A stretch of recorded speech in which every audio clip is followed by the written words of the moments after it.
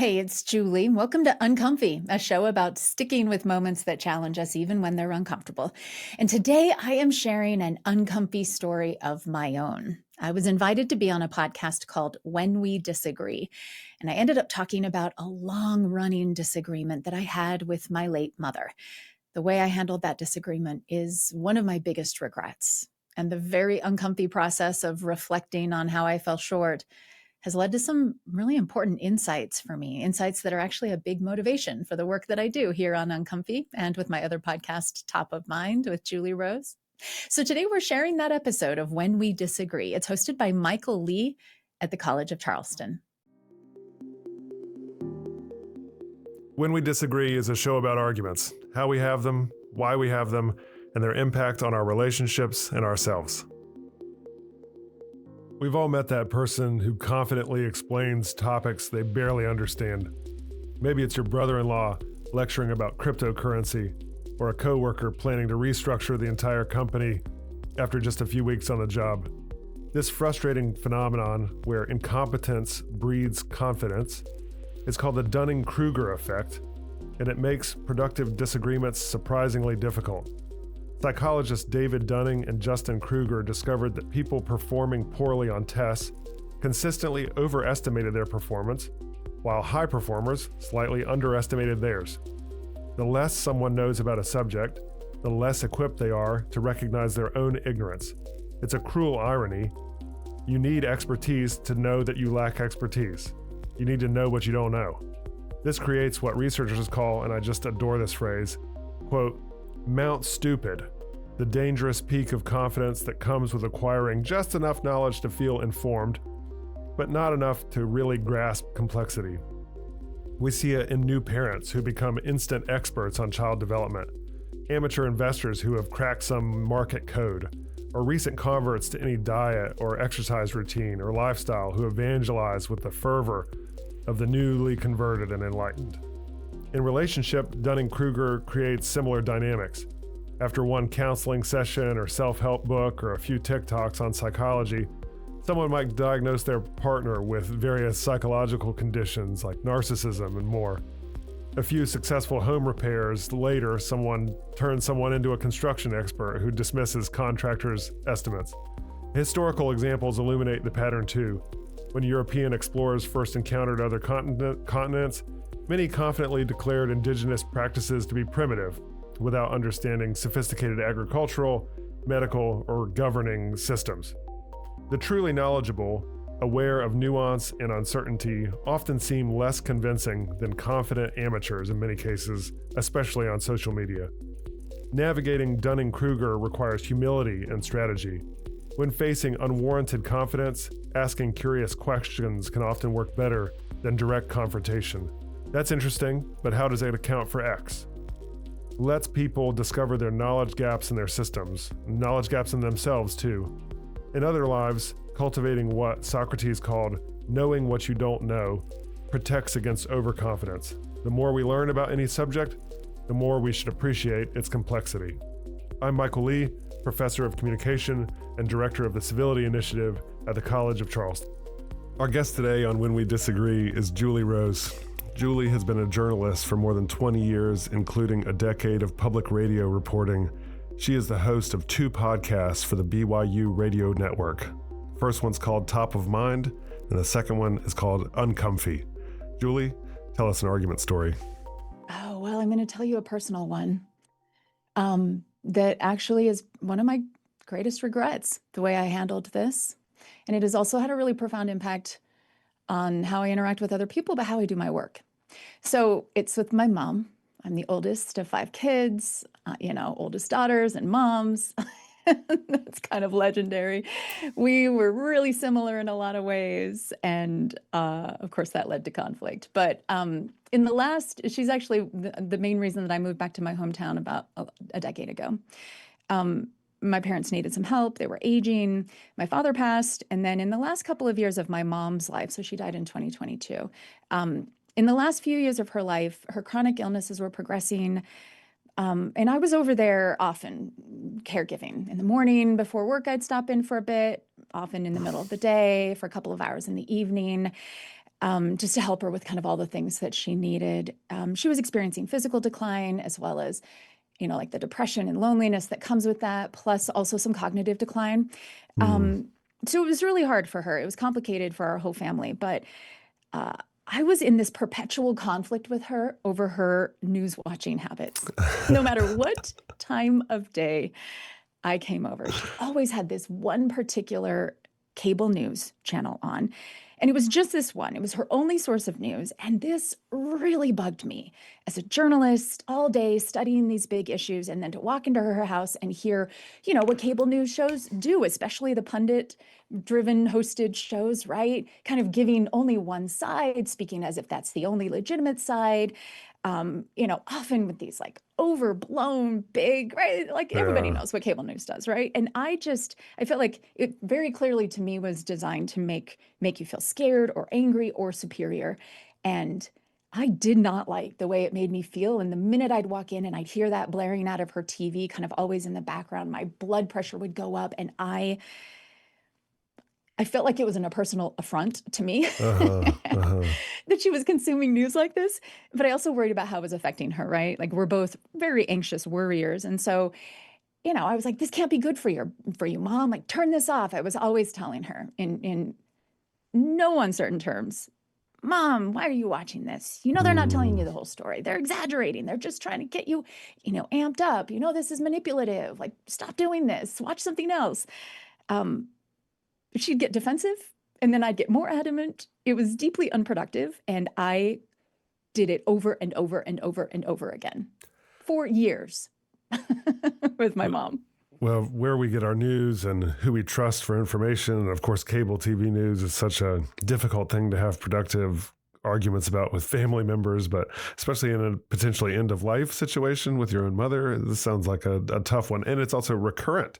And so then you get into these argumentative patterns, and you're just kind of like, it was in one of those things where it felt like it was just a cycle, right? Like I knew my logical brain was telling me, you're not accomplishing anything here, Julie. Is this really worth having this fight over? Is there other stuff that you could be doing? And I could not let it go. It was just like, I never really stopped to kind of question why it was. I suspect it has, had a lot to do with my own validation, right? Like, how could the mother of a journalist who, respects her ability to like sort of report the news in a more unbiased and, kind of get to the bottom of the story and see the nuance in things, which is kind of like my whole stock in trade, right? Like, how could my mom be such a sucker?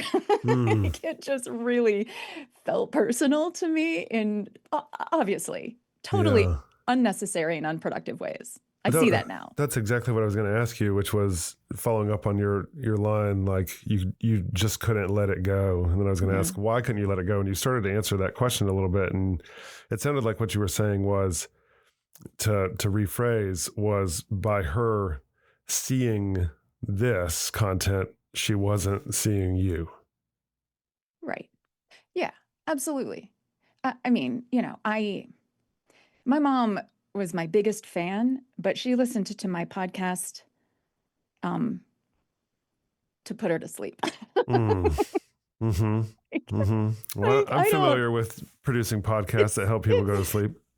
Like, I spend so much time and energy with my team trying to make compelling content. Top of mind in particular is a 53-minute podcast where we take one of these tough issues that people are blaring about on cable news, and we look for perspectives. We go to so much trouble to talk to people with personal stake, skin in the game, nuanced perspectives. Try to like present information that will challenge anybody, no matter what your perspective is. Like, I want you to hear something that's going to be a little outside of your worldview, a little outside of your information bubble, because that's the point, right? I believe that in order to get to more productive collaboration and to solve the great problems in our society, in our communities, and on the political front, like, we need to understand on a deeper level where the other side, quote unquote, is coming from. And you can't do that unless you're exposed to it, but we're not wired to like that.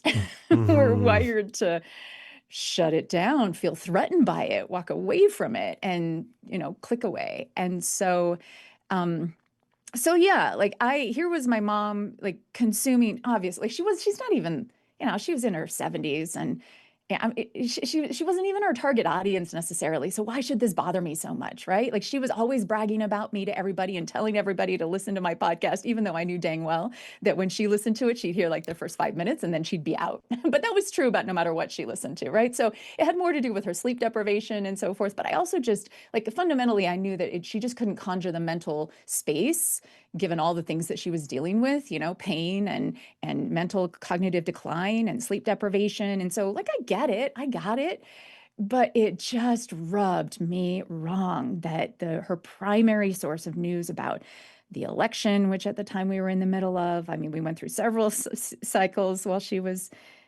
declining. Hmm. Yeah, it felt like a personal affront. And ironically, I'm a very, my job is to get curious about other people's Uh-huh. life Uh-huh. experience and motivation and incentives and to kind of dig deeper rather than just let my base assumptions kind of run the show. Uh, and I wasn't doing that with my mom. I mean, that's my greatest regret, right? So, Right. so we ended up having this, it went over. And so there were either two options right up until the end of her life. It was either me going at her about it and like trying to change the channel or turn it off or kind of be like, Mom, I don't like this stupid, like grumbling, right? Or just like silently fuming and then Uh, rejoicing when she would go down these weird TV rerun rabbit holes. Like there was like 6 months where all she watched was MASH. And then there was like 6 months where all she wanted to watch was Duck Dynasty, right? Like there was just, oh, or like the animal doctor, frontier animal doctors. And in those moments, ironically, I was happier that she was down that rabbit hole. I mean, how stupid, right? That I'd yeah. rather her not be informed about the world than be informed about the world in the way that was working for her or in the Yeah. way that she could choose, that she chose. I mean, it's ridiculous. But Yeah. anyway, that's kind of Yeah. basically how it went right up until the end of her life. And I've spent a lot of time in the last couple of years really thinking about going back over what I could have done differently and how I should have. And the thing that I never really conjured, I never bothered to do what I do in my job, which is to bring full compassionate curiosity to the table and just try to find out if I was missing something. Because I always have like we all have blind spots. I know I was missing something. And in hindsight now, because I can't ask her, but I can imagine a whole bunch of reasons why she was choosing to consume news from that particular cable news channel. I mean, one of them, for Yeah. example, is that going back decades and decades, she'd watched this channel or consumed news in that same kind of vein. And this was just like, this was what news was to her. Like she was fully, it was familiar. It's what she'd grown accustomed to. I suspect that maybe it didn't make her heart race like it did mine. She was having a totally different, it wasn't making her anxious, possibly. I don't know, Hmm. but I could imagine that because she was way more accustomed to it. The other thing I thought, so there's like two other things that I could imagine. She was, you know, she had these long, lonely days where she was confined to her home as her mobility declined, and that was really distressing for her. And I can imagine that seeing the same sort of familiar faces at the same time every day kind of gave some shape to that. Hmm. Hmm. That had more to do with companionship than it really had to do with like, were they reporting unbiased truth, Right. And then finally, also just the format of the news. um, I mean, I know she wanted to be informed. That gave her a sense. She'd always been a very sort of like plugged into politics. I mean, she would campaign for candidates. She ran for office a couple of times on the school board level. Like, she'd worked for a politician, a member of Congress. Like, I know that she sort of was wired that way.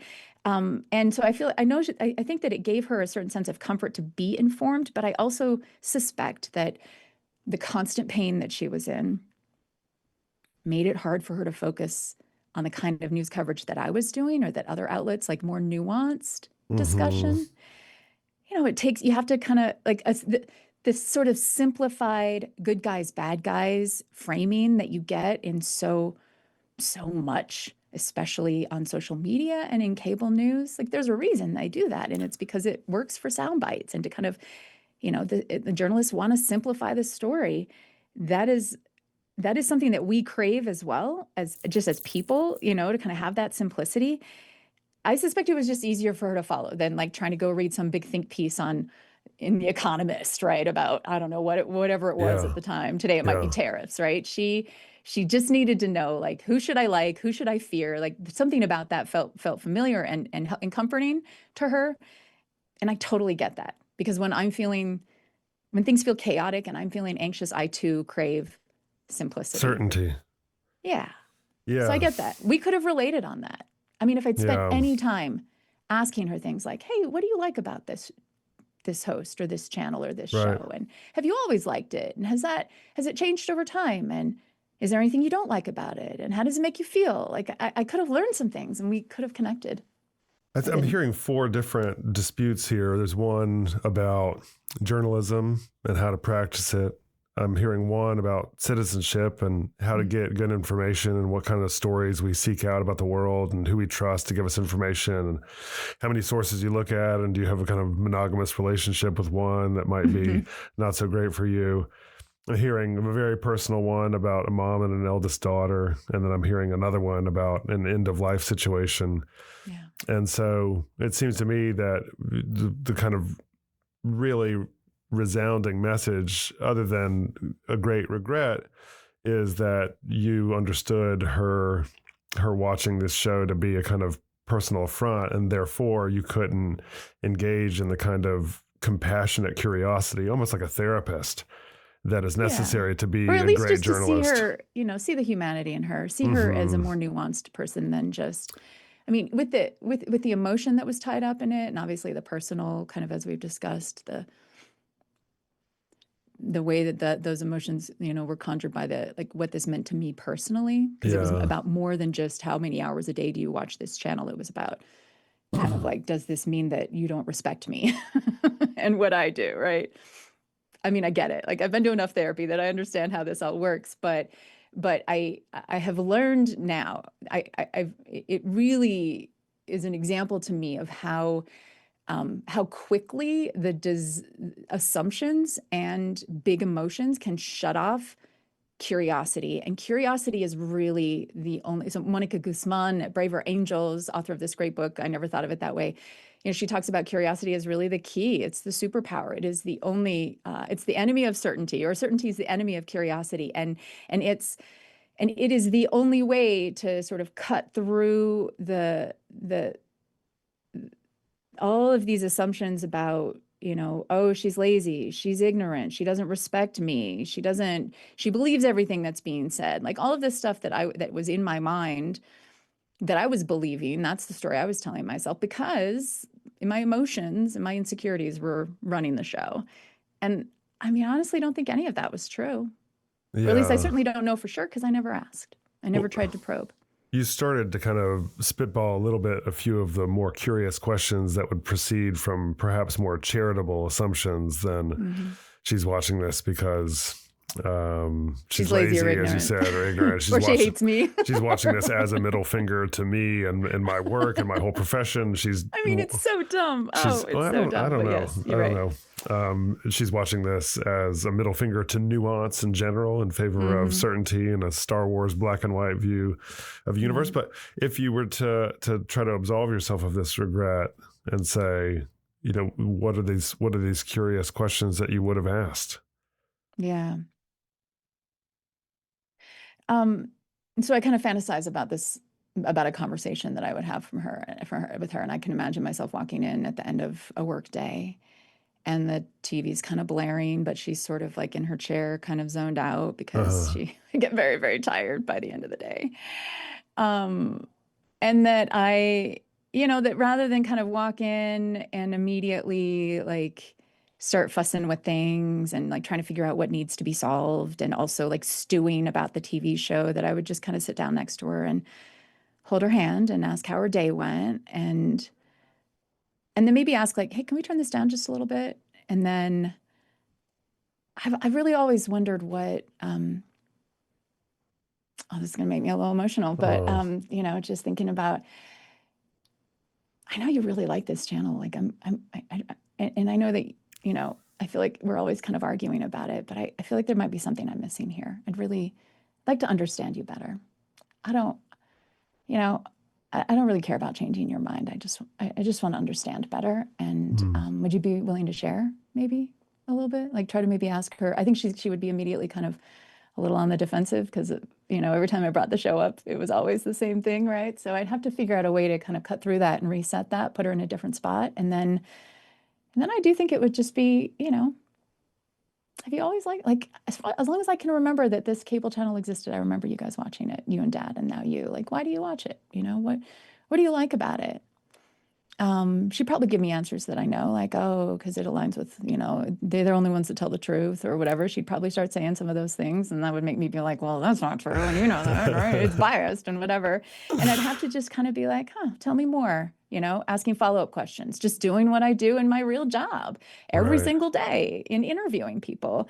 Trying to understand more, not so much like, well, tell me the specific logical points that lead you to consume news in this way, but try to find out if there are certain, how it makes her feel, what kinds of experiences she's had in her life that, makes her, like, for all I know, she once had a close encounter with one of the pundits at one of these political events that she'd been to. And so she kind of feels like she has a personal connection, or I don't know, right? Like, I'm sure there were experiences that she'd had that made this particular thing feel safe, or maybe she just thought it was entertaining. Maybe, for all I know, she knew exactly how sort of one-sided it was, and she was fine with that because she's like, I'm at the end of my life. Who cares anyway, right? Like, I just would like to have asked her why and tell me more.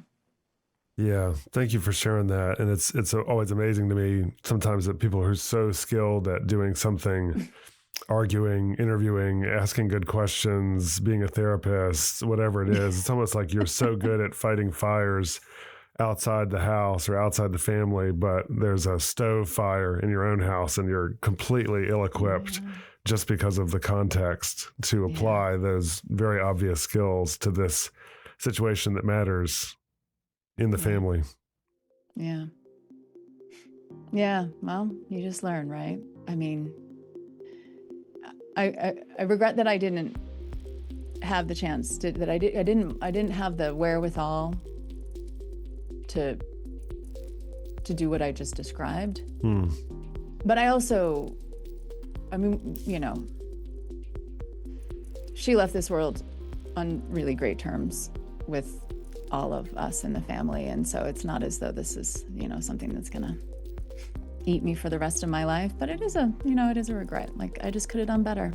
Yeah. I did great in a lot of other ways, but this is kind of just one of those little, like, dumb things that, I should have known better. I could have done better. I wish I had. Julie Rose, I really appreciate you sharing the story with us, and thank you for being on When We Disagree. It's my pleasure. Thanks, Mike. When We Disagree is recorded at the College of Charleston with creator and host Michael Lee. Recording and sound engineering by Jesse Kunz and Lance Laidlaw. Reach out to us at whenwedisagree@gmail.com.